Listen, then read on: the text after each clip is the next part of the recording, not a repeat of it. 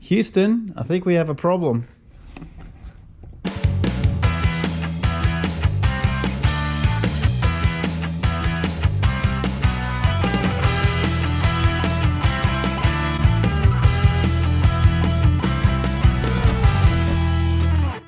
Righto guys, so after the sand blastingness, I actually went back over everything a second go, just to clean it up a little bit better. But what we're going to concentrate on now, before I go any further with the floor fabrication and rust converter and all that jazz, is we've got to fix this chassis rail down here. And if you have a look in there, you can see there's a little bit of rot there, and there's also a little bit of rot just there. So I would imagine I've got to take this off, take the jacking point out, outriggers, take this off. These are all just screwed on, by the way, they're not ready for welding. And chop that little piece of chassis rail out of there and weld a new piece in, because it's obviously must have sat on an angle and the water was just stuck there because the other side's bone dry. So very weird how these things rot out. You know, some of them rot out in the most typical areas. You know, that's a pretty typical spot for them to go. But sometimes you'll just pick up some really weird stuff where you think, how did that rust like that? But anyway, look, that is a pretty typical spot right where that joint is, because the dirt gets trapped behind the two layers and they do rot out.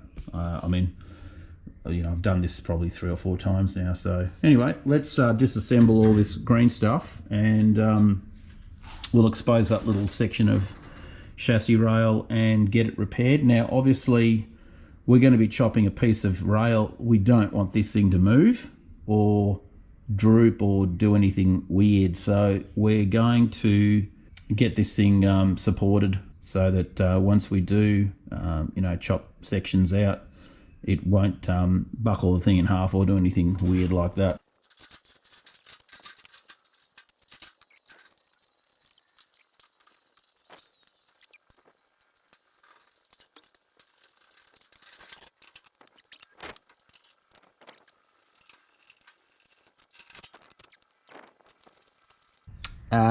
Houston, I think we have a problem. Alright, I think the shift rod's got to come out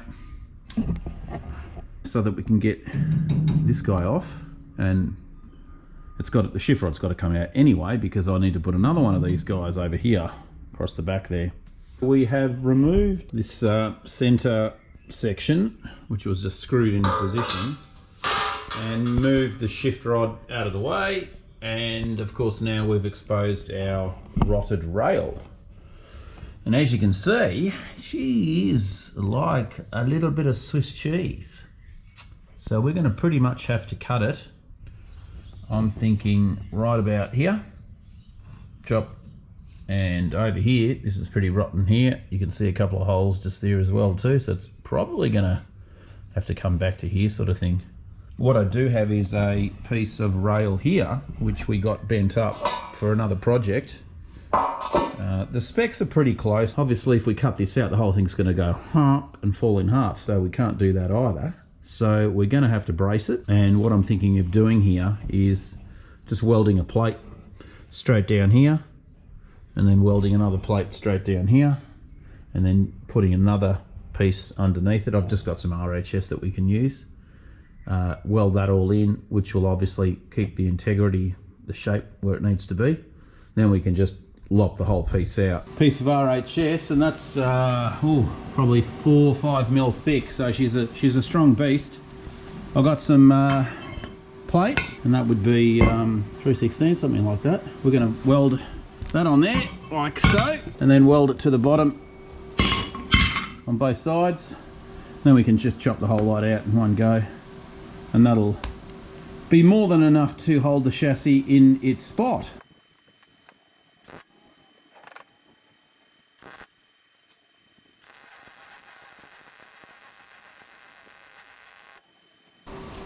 That's more like it.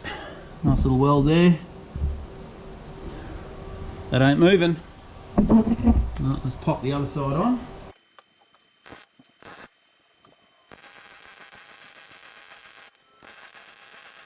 So I've just added a couple more sections of reinforcement before I cut this rail out, and I'll just come around the other side and I can show you. So yeah, if you have a look here, I've just added a piece of RHS on that side, and that's actually on the ground. So touching the ground, same with the back one. You know, that's just going to hold the whole thing where it needs to be and give it a little bit more rigidity when I chop this section out. So I've got to make an inner skin for it, because obviously it has that, if you have a look there, it does have that inner, almost like a box section, I suppose you could call it. So I'll just make that outside the bus and then you know, take it into where it needs to be. But we'll chop this bit out now. I think that's pretty much as strong as it needs to be. We've got our donor section of rail down there on the ground, which we will finesse and make that fit, and hopefully everything should be honky-dory.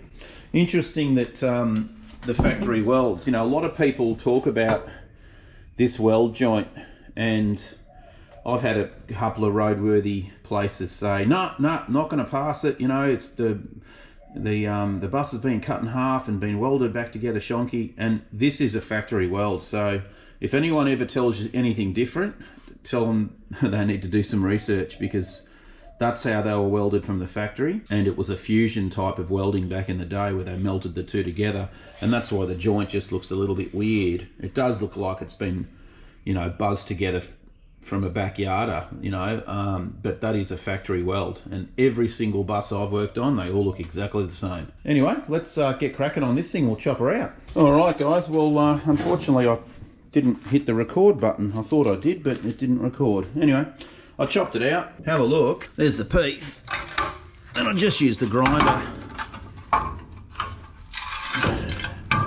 Yeah, basically she was like that.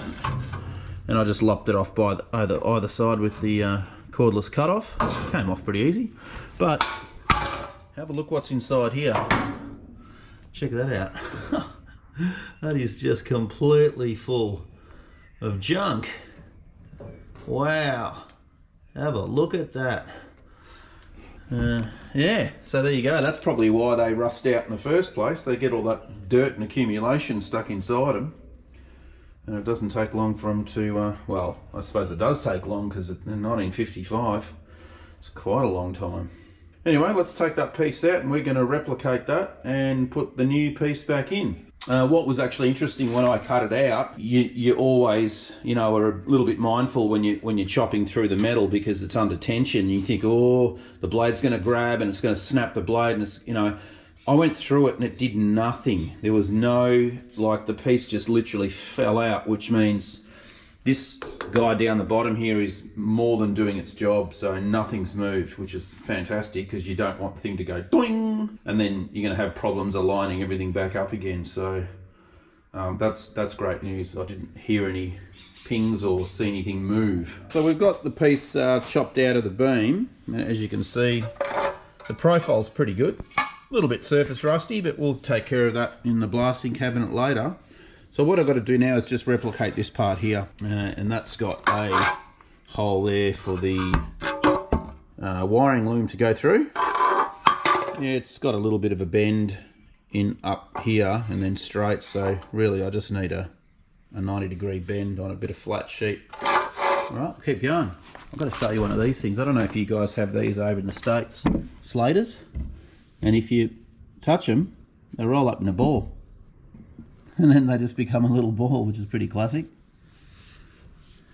Interesting to see. They remind me of an armadillo, and he'll just stay like that. He's like, nah, I'm not moving for nobody. Someone's trying to eat me. But these things are everywhere. They just get into places where you just think, what the hell? How did you get in there? We've made a little piece here, which is just a... got a little 90-degree bend in it, and that is going to go on like so, and they'll get tacked into position like that. Now what we have to do is replicate this fold and the angle, so we've got to work that out. Righto, so let's have a look at these complex angles. They're not really that complex, but you know, you're bending on an angle, so I don't know, I think that looks about right. All right, let me try something first. I'm going to lop this little piece here off and relief cut that, flap that down so we can bend this whole thing over and see what we end up with.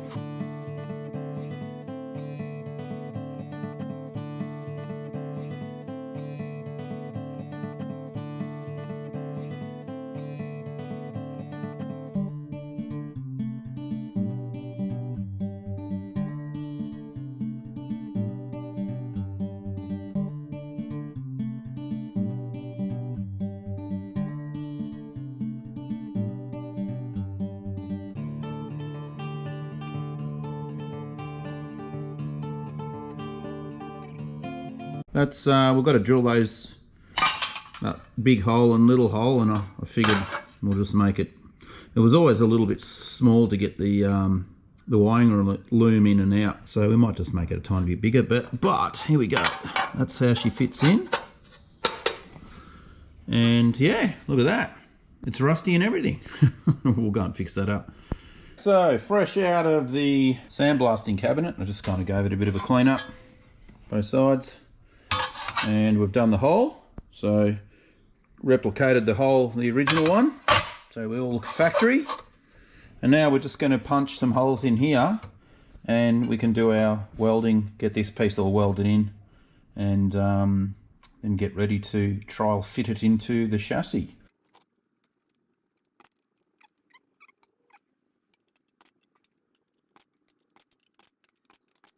So we can go and get this thing welded together, and then we can start doing some trial fitting.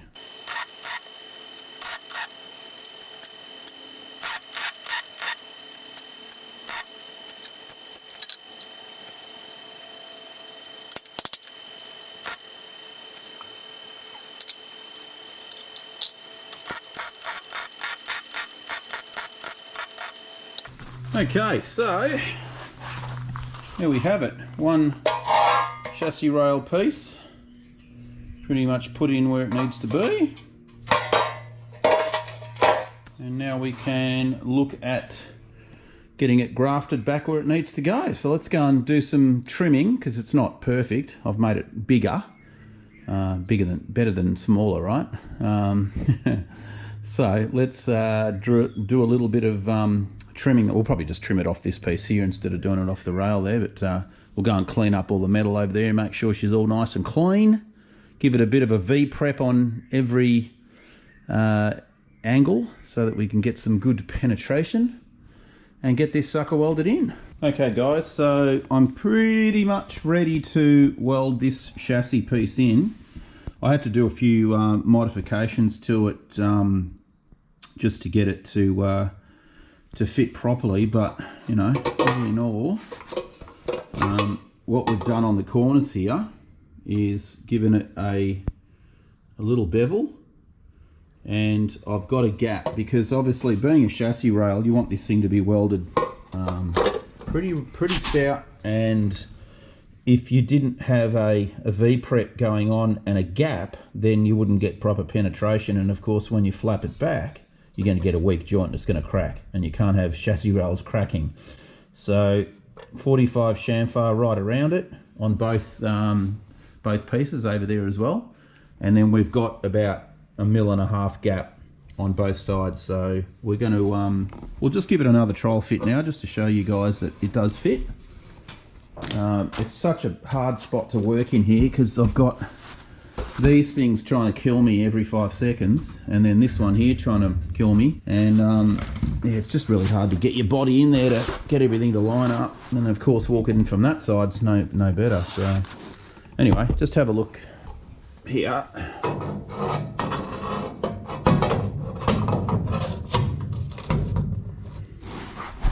And we'll just get this. I've got a couple of magnets here just to help the cause. And this one's got I'll just put the camera for a sec. I've just put a piece of flat bar underneath it here just to keep it where it needs to go. That side there's got to kick up a little bit more, but we're not quite level underneath. But you get the gist of it. All right, let's keep going.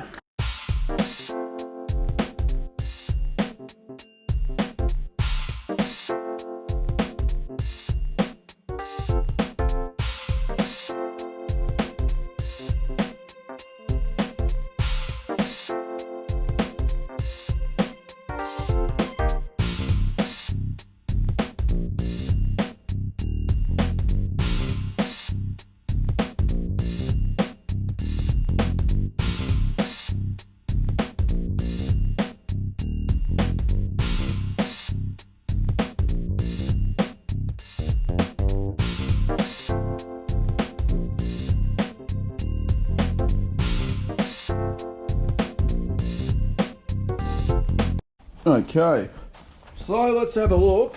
That's the repair done to the chassis rail, and I'll just have to linish up the inside of the rail once I put it up on the hoist. Then I can just get underneath it and it'll be a little bit easier to get it fixed up. But all in all, no problems at all, and no clunks and bangs and anything else when I released it all off the girder underneath, which is good. So it wasn't under tension. Now, you can see by looking at this sign that, you know, the artwork's pretty feeble. That was my attempt at trying to do some artistic pinstriping.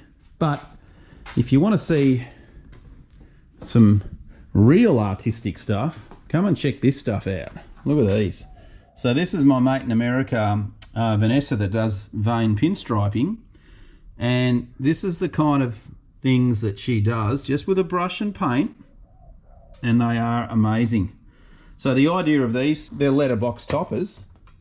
So, you know, you put them on top of your letterbox, but you don't have to do that.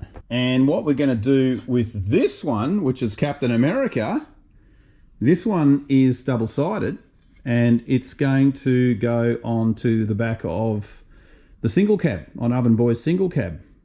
See, oven and single cab. That didn't work. Anyway, yeah, look at the artwork, look at the 3D. This thing's awesome, absolutely awesome. I think, yeah, Vanessa does a great job. So if you want any kind of pinstriping artwork, she does all kinds of different stuff, but these are just the ones that we've picked up and brought over here. Really cool stuff. So these two are going on another on a mate burgundy and orange bus, and then obviously that one's going on Oven Boys, and I've got one too on Miss Purdy, if you've seen it on the back of the single cab. So yeah, really cool stuff. Go and check her out. She's on Instagram as well, and that's her little logo there, which is pretty cool. Got a couple of stickers, we'll put them on the cars. But yeah, it's just good to see people that with, you know, real artistic skill level. You can see there, it's unreal, all done by hand. Anyway, let's get back to the build. We're going to tackle the floor. Let's start doing a bit of chopping. Actually, we've got to remove those little guys too, and that. So.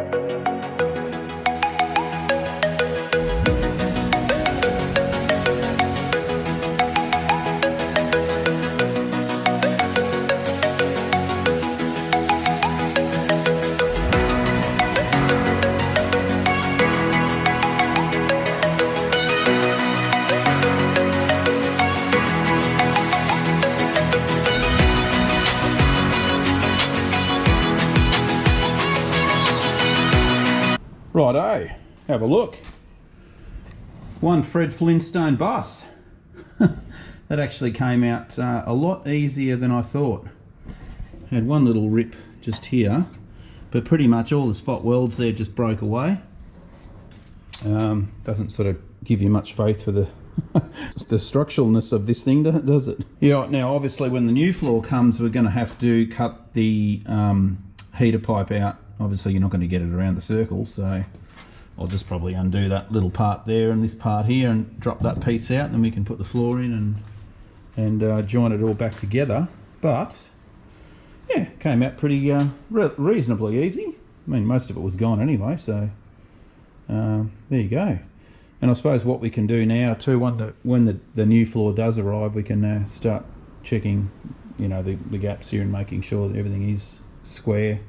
Before I weld anything in, I'm going to put some braces across here as well, just to make sure that the front end is Mickey Mouse, and hang the doors too. That's going to be another thing we're going to have to do. Anyway, I reckon that's going to be it for me for today. I'm done. I'm going inside, have a cup of coffee, and we'll catch you in the next installment. And yeah, one more part done. See you later, guys. You.